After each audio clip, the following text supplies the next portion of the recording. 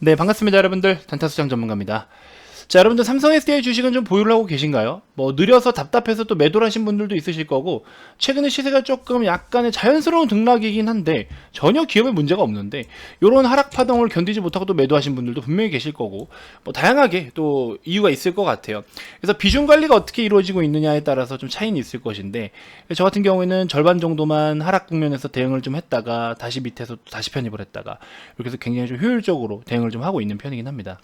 자, 어쨌든 최근에 이제 이슈가 됐던 부분하고 뭐 같이 짚어보도록 하겠고, SDI 같은 경우에는 LG와 SK에 비해서 그동안에 주목을 받지 못했던, 그러니까 LG와 SK가 그동안 주목을 받아서 주가가 많이 올라왔던 내용들이 삼성 SDI는 그런 내용들이 아직 없었단 말이죠. 뭐 어떤 발표가 됐든지 뭐가 됐든지 그런 것들을 이제 SDI가 새롭게 똥구멍에 불 붙이고서 달려갈 준비가 되어 있다는 거죠. 자, 그래서 그런 내용들 포함해서 또 스텔란티스가 이번에 연쇄 합작사를 설립을 했죠. 이 41조 원이라는 엄청난 금액을 갖다가 투자를 하게 되는데, 이 금액을 가지고서 또 배터리 회사를 갖다가 합작법인을 설립해가지고 자체 생산을 해서 공급에 대한 부분을 좀 원활하게 하고 싶은 부분과, 또 배터리를 좀 다양한 유형의 배터리를 공급을 받아야 돼요. 그래서 이런 것들 때문에라도 또 스텔란티스 같은 경우에는 전기차의 시장 진입이 다른 기업들에 비하면 좀 늦었죠.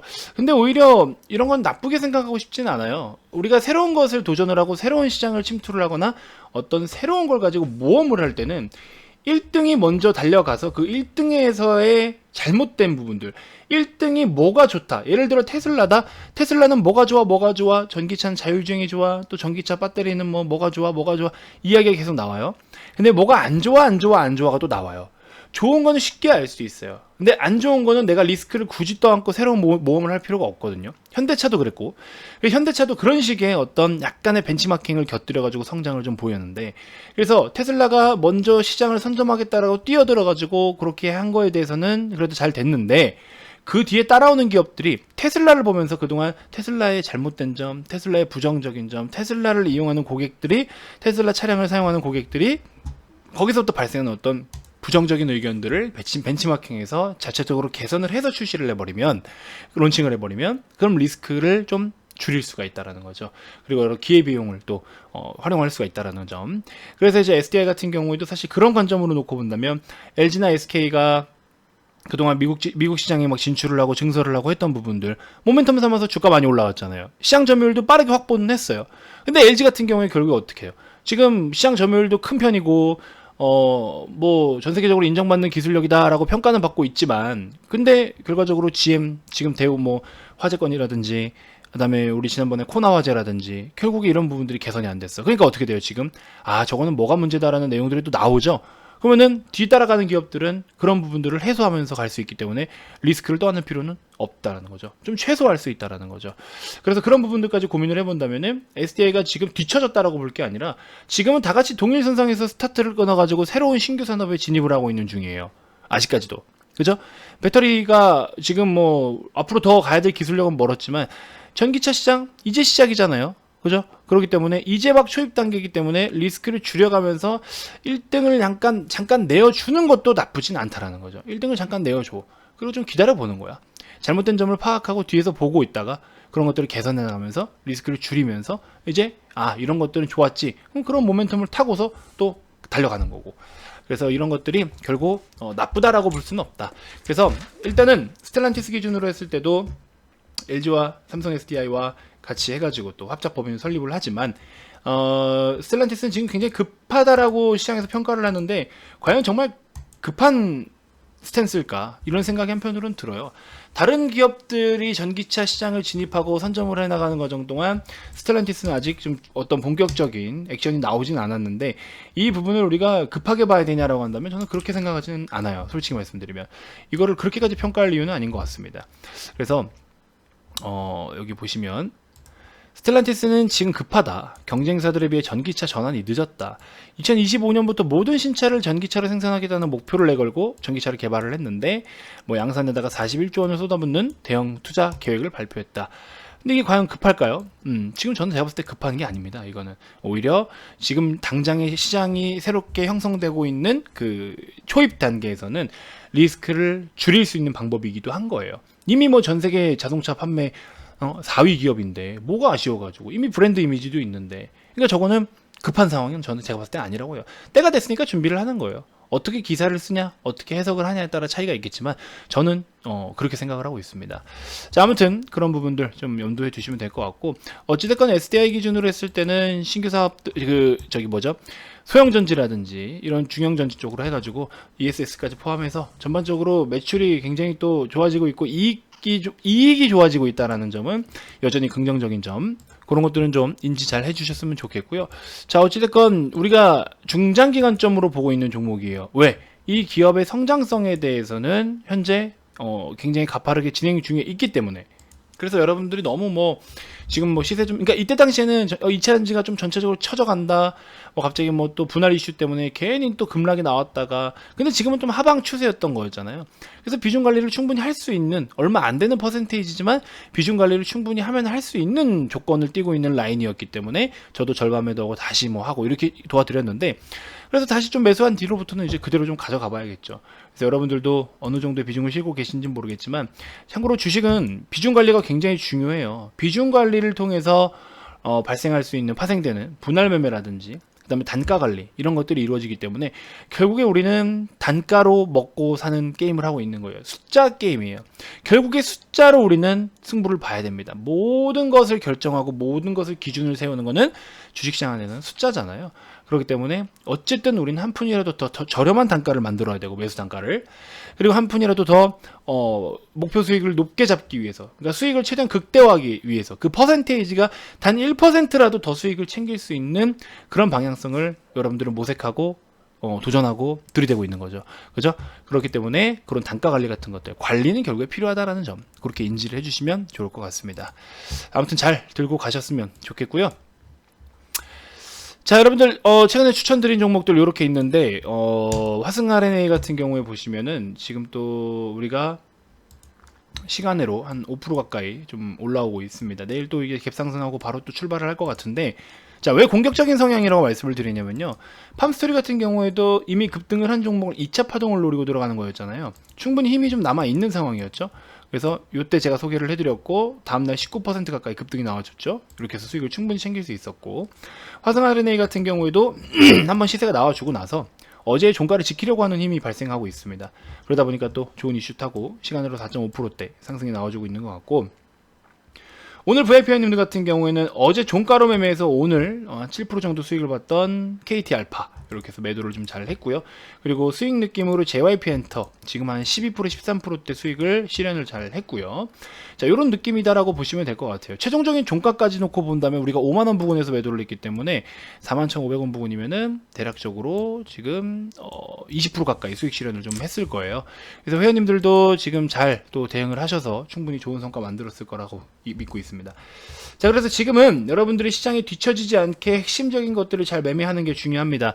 그래서 신규로 공격적인 성향, 이런 수익 느낌 이런 거 안 드리려고 이제 관심 종목이 잘 넣어놓고 잘 대응을 좀 해보세요. 왜냐면 저거 당장에 성과 안 나오고 오늘 샀는데 내일 안 올라오고 이러면은 괜히 막 또 뭐 어떻게 해야 되니 뭐니 하면서 이렇게 상담을 그러니까 문의를 주시면 그거에 대해서 답변을 드릴 수는 있는데, 기다리는 시간 자체를 여러분들이 투자를 하지 않으려고 하잖아요, 보통 분들이. 그러니까 그건 공격적인 성향 하셔야지, 못 잡더라도. 그죠? 근데 공격적인 거 들어가면 반대로 시세가 밀릴 때는 손절을 또 못해요.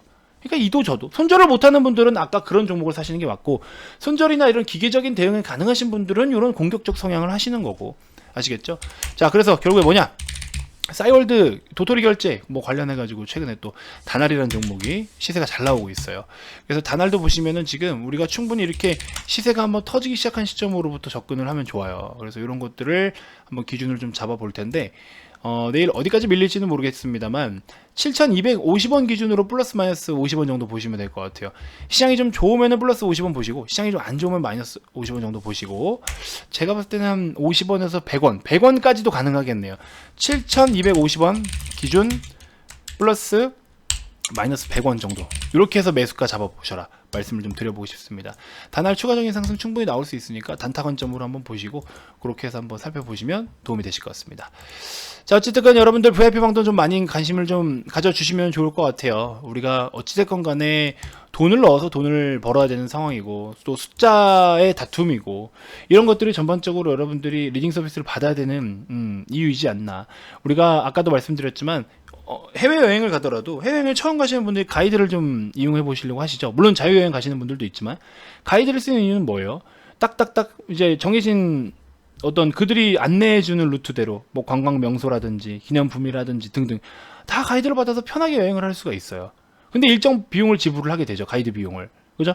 그런 것처럼 우리가 주식시장이 여러분들 작년 2020년도 같은 시장이 될 수가 없어요. 앞으로 이런 시장이 나오기가 진짜 한 10년은 지나야 그런 시장이 나올까 말까예요. 이미 금리는 올리기 시작했고요. 유동성은 잠그기 시작했고요. 작년 같은 주식시장을 만들어낸 조건들에 대해서 그 요건들은 지금 다 철회를 해나가고 있는 상황이에요. 그런 상황이 이제 못 나옵니다. 꿈 깨시고요. 제발 좀 꿈 깨시고요. 지금 여러분들이 집중적인 투자를 하지 못하면, 핵심적인 투자를 하지 못하면, 시장의 흐름을 따라가지 못하면 절대적으로 돈을 벌 수가 없는 상황입니다. 작년에 많은 분들이 주식 투자한다고 뛰어드셨잖아요. 근데 여기서 그냥 포기하고 나가실 거예요? 물가는 이렇게 치솟고 월급은 오르지도 않고 툭하면 뭐 돈이 막 다 막 월급 들어오면 그냥 하이패스 마냥 그냥 쑥 들어왔다 쑥 나가고 이런 상황들인데 그럼 투자해야죠. 여러분들이 아무리 소비를 줄이고 월급 받는 분들 아무리 소비를 줄이고 그거 가지고 내가 악착같이 살아서 돈 모아 아무 의미가 없어요. 여러분들 적금하고 주식 투자하고 차이가 뭔지 아십니까? 요거까지 말씀드릴게요. 적금을 넣는 분들은 이 적금 자산, 적금을 넣었을 때 내 총평가 자산이 어떻게 움직이냐면요. 1,000만 원 넣었어. 이자가 10% 붙었다. 예를 들어 계산하기 편하게 10% 붙었다 쳐볼게요. 10% 안 주지만 1년에서 그냥 운 좋게 10% 받았다 쳐볼게요. 1,010만 원이 됐죠. 그 다음에 다시 재투자를 해요. 얼마가 돼? 또 10%면 또 10%가 또 붙겠죠. 이런 식으로 내가 돈이 붙을 때마다 내 평가 금액이 일시적으로라도 마이너스가 찍히질 않아요. 그래서 이러한 그림들을 가져갑니다. 보통. 그래서 적금 같은 상품들은 우리가 이런 그림을 그려가요. 절대 금액이 낮아지는 경우가 없어요. 통장에 찍히는 게. 근데 주식은 어떻게? 똑같이 시작을 했어도 일시적으로 빠져. 급등을 보여서 엄청 올라갔다가도 제자리를 찾아가기도 하고 올라가다가도 빠지기도 하고 제자리를 찾아갔다가도 눌렸다가도 이런 모습을 그려요. 이런 모습들 나타나. 이게 무슨 뜻이냐? 적금은 밑으로 꼬꾸라지는 경우가 없어요. 화살표가 이렇게 하방으로 향하는 경우가 없어요. 근데 많은 분들께서 요거를 못 버텨서 그래요. 요거를. 하지만 결과적으로 이런 그래프를 그려서 목표치에 도달을 했을 때는요. 이 화살표가 현재 지금 시장에서의 물가 상승률, 화폐의 가치, 그리고 내가 임금 대비해서 기본 소득, 이 많은 것들을 커버할 수 있는 방법이 이겁니다. 이 변동성을 감안해야 알고 가셔야 죄송합니다. 요즘 목이 좀 상당히 안 좋아가지고 지금 힘이 좀 없죠. 아무튼 이런 변동성을 알고 인지하고 가져가셔야 최종 목적지에 갔을 때는 현재 시장에서 우리가 어렵다라고 이야기하는 그런 것들을 다 커버할 수 있고 일상생활에서 힘든 부분들을 경제적으로 힘든 부분들을 이렇게 다 해지할 수 있어요. 그렇기 때문에 투자를 해야 되는 이유. 예전에는 불과 뭐 10년, 10몇 년 전만 하더라도 적금 넣으면 10%대 이상은 이자는 줬잖아요. 그럼 복리로 1년에 10%씩 복리로만 해봐도 돈이 얼마입니까? 그러니까 집 사고 차 사고 다 할 수 있었어. 그때 당시에는 집값도 싼데 적금만 해도 안전하게 돈을 모으기만 해도 돈이 엄청난 돈을 불러왔어요. 근데 지금은 써야 되는 돈은 엄청나게 늘어나고 있고 폭증을 하고 있는데 돈을 안전하게 갖고 있으면 시장 물가도 못 따라가. 손해야. 들고 있어도 손해고 굴려서 잘못 굴려도 손해야. 그럼 뭐 어떻게 해야 될까요? 어떻게 해야 될까요, 여러분들? 물가를 여러분들이 컨트롤할 수 있어요? 없어요. 근데 여러분들의 자산을 컨트롤할 수 있어요? 그건 있어요. 그렇기 때문에 투자를 해야 됩니다. 주식 투자가 됐든 부동산이 됐든. 근데 부동산이 지금부터는 아니죠. 현재 시점에서 부동산을 매입하는 건 좀 아니죠, 또. 그죠? 지금은 거품을 꺼트리고 있는 과정이기 때문에. 그러니까 지금 제일 만만한 건 뭐예요? 주식입니다.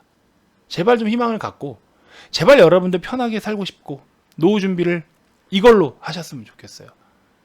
제발. 은퇴하고 또 가서 일할 생각 하지 마시고, 65세인가요, 요즘에 정년이? 65세 이후에 미국인들은요, 돈 펑펑 쓰면서 놀아요. 401k 플랜을 대부분 투자를 많이 하는데, 은퇴를 하면은 내가 그동안 수십 년 동안 주식시장에 넣었던 그 돈, 우리처럼 국민연금 같이 401k 플랜이라는 게 있어요. 그걸 통해 가지고 미국 사람들은 노후 준비를 해요. 그리고 이걸로 인해서 돈을 벌면 은퇴를 하면 뭘 해요? 여행 다니고, 뭐 시골에 가서 뭐 이렇게 단독주택 해서 뭐 쉬고 그렇게 하고 살아요. 우리나라 뭐예요? 노후 준비를 얼마만큼 잘 돼 있는지는 모르겠지만 노후 준비 자체가 힘들어요. 지금은. 그죠? 은퇴를 하고도 지금 현재 내가 그 수십 년 동안 가지고 오던 집을 팔아서 더 작은 집으로 가야 돼. 왜? 집값을 10억, 집값 10억이다. 현재. 10억을 팔아서 3억짜리 집으로 가고 나머지 7억으로 노후 준비를 해서 노후 생활을 해야 돼. 뭔가를 하나 포기해야 돼. 다시 가서 일을 해야 돼요. 다시 가서. 또. 우리는 은퇴를 하고 또 다시 가서 일을 해야 돼. 우리나라는. 대부분이 그래요. 지금도. 이게 잘못된 거 아닙니까?